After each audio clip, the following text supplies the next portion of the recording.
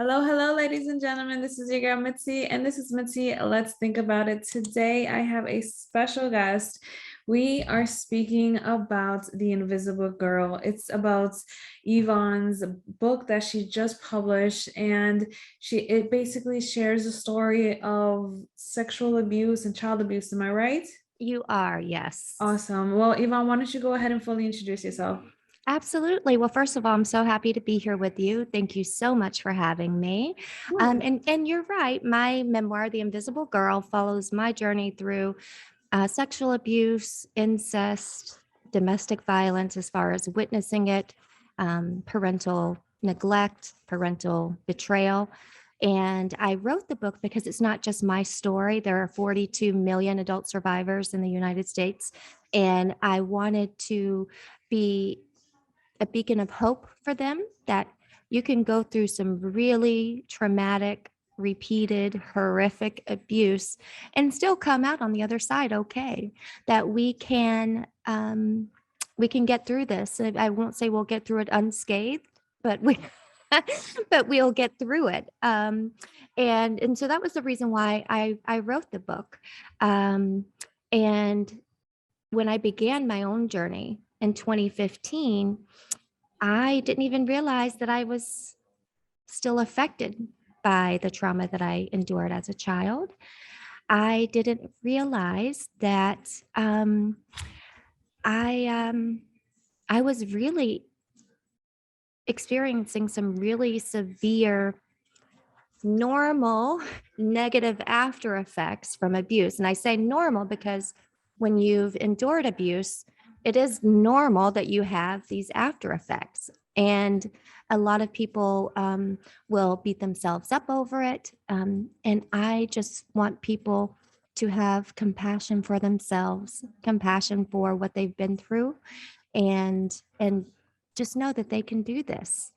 Yeah, thank you for that. And I think that is very true. And I'm glad that you were able to do that because just last year, I actually interviewed two individuals. They wanted to stay anonymous because they were still traumatized by that situation of incest and sexual abuse in the family and things like that. And when they shared their story, it still affected them speaking. It was as if it was the first time of them breaking out and just telling somebody else their story of what happened to them. And it was really hard. I had to take a lot of breaks and a lot of pauses so that they can just, ease their way in and really feel comfortable to express that because I truly believe it's important. It's important to know what's going on in your family and outside and what's going on inside of you. And I applaud you for writing this book and expressing the realness of what it is because no man and no woman is exempt from this. Anybody can be an offender and anybody can be offended by this horrible act. So I greatly Absolutely. appreciate that. Thank you so much. I appreciate that. I appreciate that. And you're absolutely right. And, a lot of people, they don't realize, this is something that I talk about, that there's a misconception about children that go through trauma, um, that they're just resilient. They can bounce back from it if they're a child. You don't want to talk about it, don't need to bring it up. It's been after all of these years. But what people don't realize is that when it happens, it stays with that victim forever. And in my case, so my particular story, I suffered incest by multiple family members, and it was really difficult because, especially in that situation, you don't know how to deal with it. You think, oh, this is a family member. They're supposed to love me. And, so what they're doing to me must be okay because they love me. And there's so much confusion around it. And, because think about when you grow up and when you go to a party or a celebration, the first thing you do when you run in when you're a kid is give everybody a hug to greet them. If you were anything like my family anyway, kids were expected Mhm. to hug the adults. And that's why I'm now really fighting to really ask parents to change that habit, Correct. because and this really doesn't have anything to do with you know, because it could be incest in your family.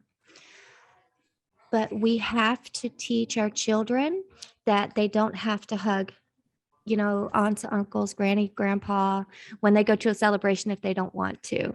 Kids need to know from a very early age that they own their body, they decide who comes close to them, and that's why it's so important to start early. And I say this especially with family because that's where boundaries are really built, is at home and within the family. And if you have boundaries there, those boundaries will carry on outside of the home as well. And so it's, we don't force our children to hug family members because if they don't want to, they shouldn't have to. And they should know in any situation within an adult, if they don't want to, they don't have to.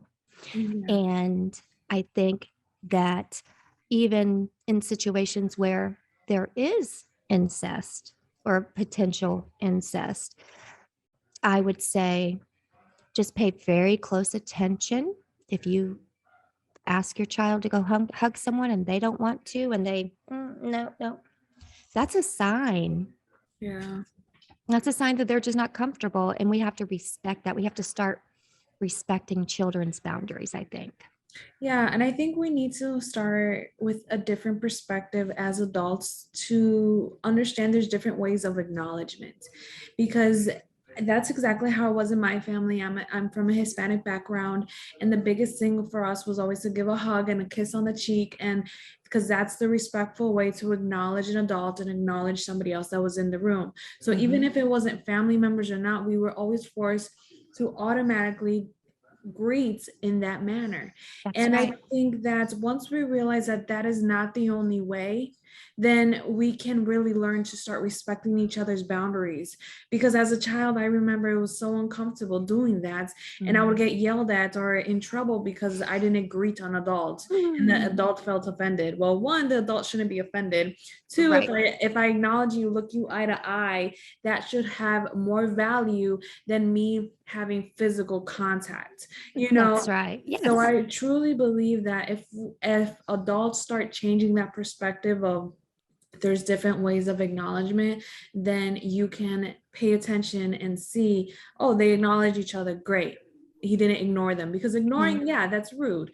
Sure. You don't want to totally be rude, but that's it's just parents need to start changing that mindset and that frame of mind. And it's kind of like you were saying earlier, you feel that when you're around your family it's safe, you know, Hmm. you feel that it should be a comfortable way of doing. But when they start doing things of that's inappropriate, then that's Hmm. when people need to start speaking up. And one thing that I got from my last guest that went through that, they said that it hurt them the most when they told another adult, they didn't believe them. And I think that Yes. is something that we as adults need to start listening to children when they tell us something that could be unbelievable. Oh, Because yes. just because we have a perception of another adult, an adult mindset, doesn't take away the fact that that adult can be messed up mentally, pervertedly, that they think it's okay to do that. You know Hmm. what I mean? Absolutely. Absolutely. It's all about giving children their power back, Yes. right? Giving them their power. Sure, when you go to a family event, hey, how are you? It's good to see you, you know, whatever. Um, but I think we need to change the mindset that hugging and kissing isn't the only way to greet people. Yeah. And and you greet people 10 feet away if you want to. And I think you're absolutely right that that mindset needs to change. And and part of the reason is because of just what you said, you know, because sadly, you know, incest is very prevalent. It is. It's very prevalent. And nobody wants to say, oh, you know, it could be in my family, but it could be. And you have to be on alert to that. And one thing I always say is if you have family members that, you know, I say especially men in this, just in this particular way, in this way, if there's a guy who is just always volunteers to babysit your child, a man just wants to babysit your kid all the time, whether they're family members or not, That's a red flag.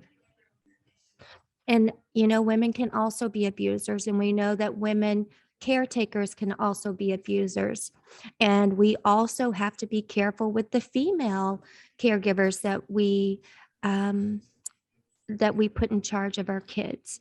And, speaking of changing the mindset of how, we greet people and giving children the option to not hug and kiss if they don't want to, giving them their power back.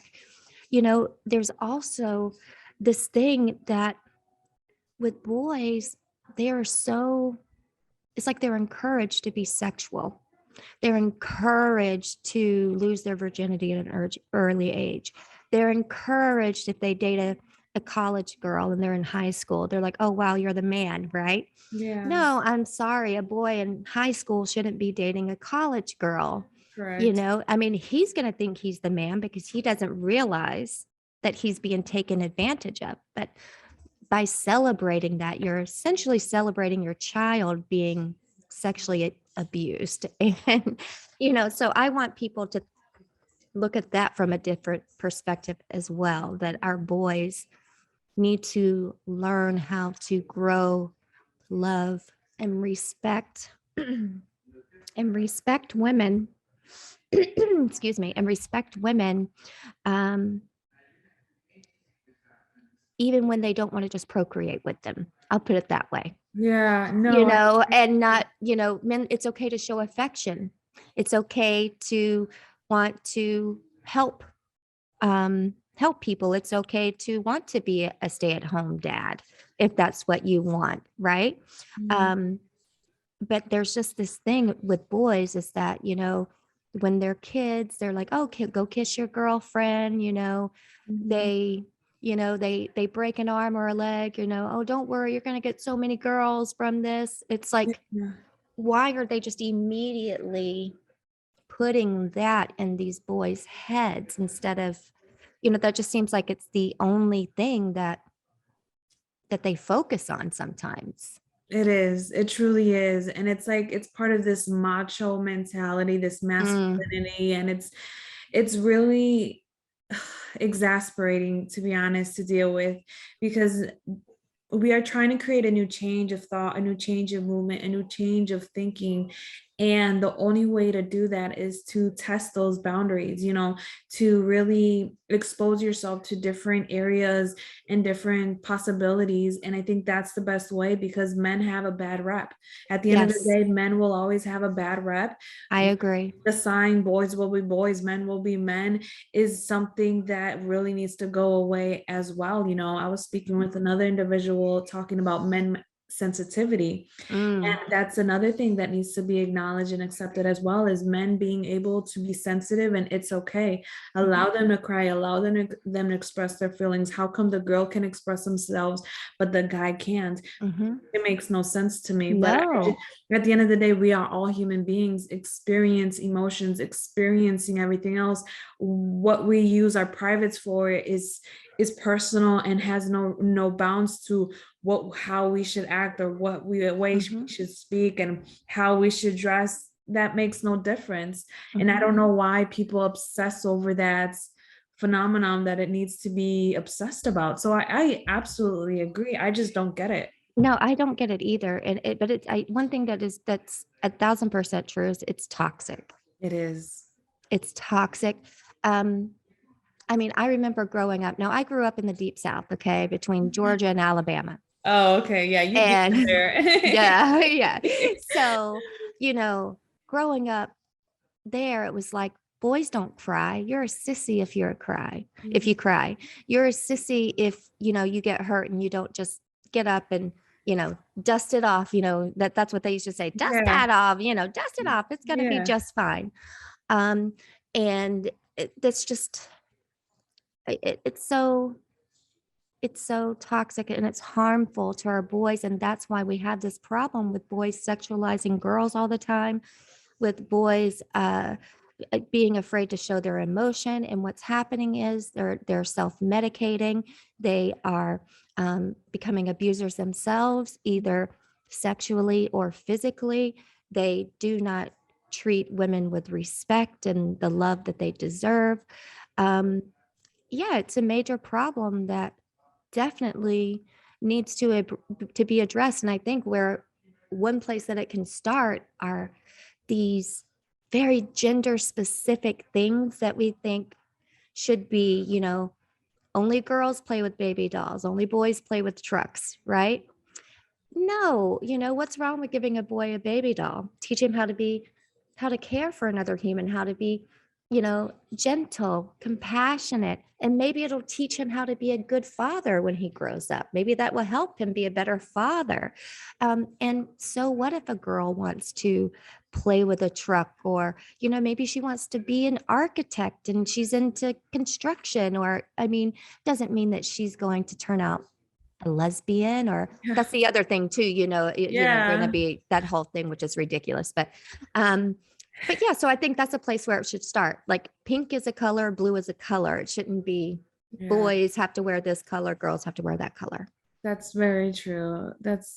I love your mindset. It's very open, Thank you. and I believe a lot of people need to really start have that open mind. And I guess to get back to your book, sorry to get off topic. Oh no, I do that all the time. I never talk about my book when I do these podcasts. Um, how long did it take for you to feel that you were ready to share your story? Well, it really wasn't until 2015 when I really realized that I needed to start therapy. And I had known from the age of 10 that I was going to write a book. I knew that it was just crazy the things that I was experiencing. And I knew I was going to call it The Invisible Girl because nobody ever did anything. You won't find a news story or a police report on anything that's happened to me. So that's why I felt invisible. Um, but it wasn't until probably, I would say, 2017 that I said, okay, now I'm ready.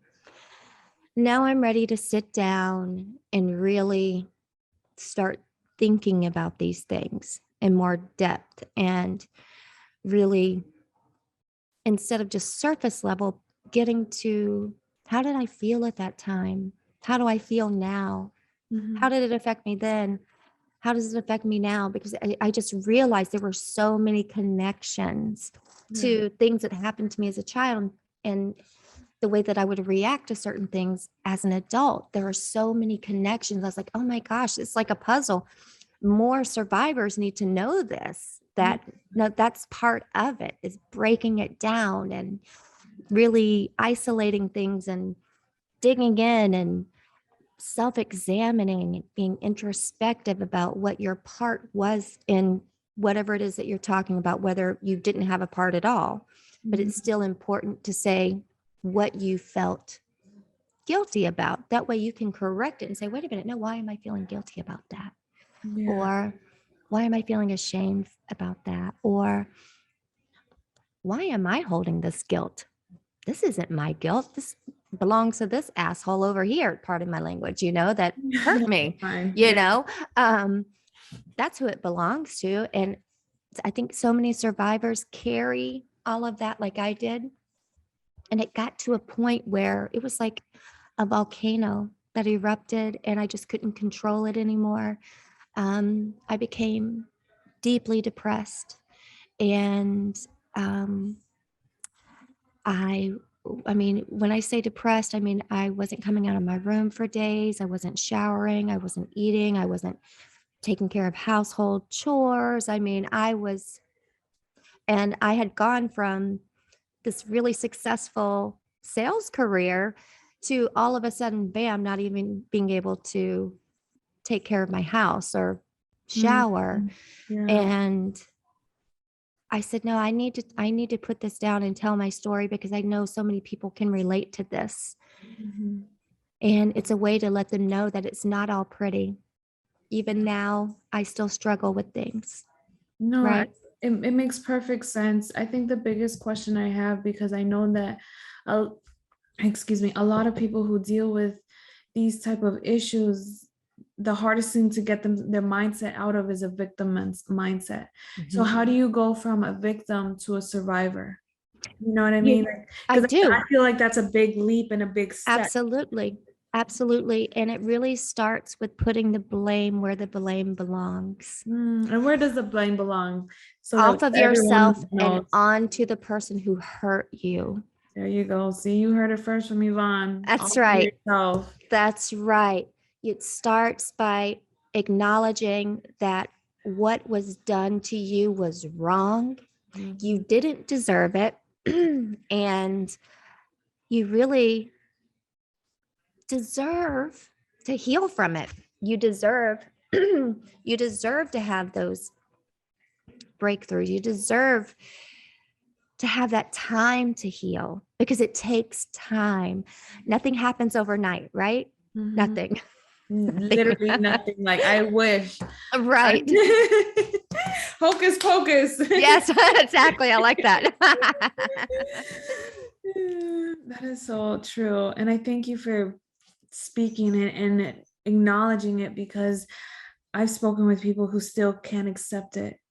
And it's Yeah. hard. And it's hard because I feel bad for them because they can't see that there is a light at the end of the tunnel. All they feel Yeah. is that the hovering and the shadow and just that energy just and those memories coming back haunting Yeah. them. And it truly breaks my heart. It breaks my heart because I don't think it's fair that they continue to live in that type of mind anymore. No, no, they don't deserve that. They don't deserve to keep reliving the past. They don't deserve to have to remain silent. Mm, They that's don't have to remain silent. It starts with, I think, um, just like I said, just acknowledging that you're not to blame because I can just, because of my own experience, know what they're struggling with is why did I go there? Why did I wear that? yeah. Why was I drinking that night? Why, why did I decide to, be alone in a group of guys? Why did, they're blaming themselves. And that's what they have to realize, that none of those things mattered. It doesn't matter if they were walking down the street butt naked. Mhm. No one has the right to put their hands on you if you don't give them consent to, especially when you're a child. Yeah. So I hope that people will hear this and recognize that they deserve it. They're worth it. And we're all in this together. And that's why I started my Survivor Strong podcast on Fireside, was to talk to survivors. So I welcome all of them. It's a live podcast, by the way, which is really cool. Oh, That that's ballsy. Yeah, I yeah, I can't do live. know. I can't do live because I think I would freeze up, but You know what? You think that, but you don't. It's just like this. It's just yeah. like this. But I invite those to look that up on Fireside, Survivor Strong, and listen to other survivor stories. And when they're ready, just come on, listen, and you can. It's very interactive. You can ask to come on camera and speak to me like this. You can stay off the camera, and it's engaging and encouraging. And it's a wonderful community that I welcome everyone to come check out. Awesome, awesome. I believe this conversation has been truly helpful. I know that the ones that are going to be listening to this will really start a spark of change because I felt it. Oh, I good. miles away, but I truly felt your sincerity. I felt your yearning to want to help. The Yes. realness of it, and you can tell. You can tell when Yeah. people sincerely want to help and when they're just in it for the wrong reasons. And you are not in it for the wrong reasons. You No, are in it because you have dealt with this personally, and when somebody has experienced something personally, then they can relate in a manner that literally nobody else can. absolutely. And I just want to say this, that I am going to be traveling around to book festivals across the country. And, so check out my website, www.theinvisiblegirlmemoir.com, for updates. And that's actually an opportunity for survivors to sit down and talk with me face to face if they want to come out and see me then as well. Awesome. And I guess before we officially wrap up the show, Mhm. what would be some good advice that you may have for myself or for the audience in general? You know, believe in yourself. Remember that you're not alone. Remember that you are capable of healing, and it just takes one step. It takes one step at a time. Healing is a marathon, not a sprint. Be compassionate with yourself. Forgive yourself and love yourself more than anything because you deserve it. And just remember that we're all in this together. We're all in this together, and you got this. You got this. Awesome. See, ladies and gentlemen, you heard it first from Yvonne. I truly believe what she says, and it's really true. And I've said this in other podcasts before. You have to really forgive yourself for what you did not know. That's the biggest thing, for what you did not know. We are just all Yes. learning as we go. And once you truly accept that as to be a fact for your life, that you are learning as you're going, then you can really start seeing your life differently and not looking back in your life and seeing past events and being afraid or feeling all those negative emotions again. You can look back and just say, oh, it was an experience, That's right. because we are all just learning through our experiences. So, with that being said, you'll find her beautiful picture on my website under my special guest. You'll find her link to get to her show. I'm sorry, to get to her website. You'll be able to have access to her books, access to her videos, access to everything, Yvonne. Awesome. I love it. Thank you so much for having me. Of course. Have a good one, y'all. Bye.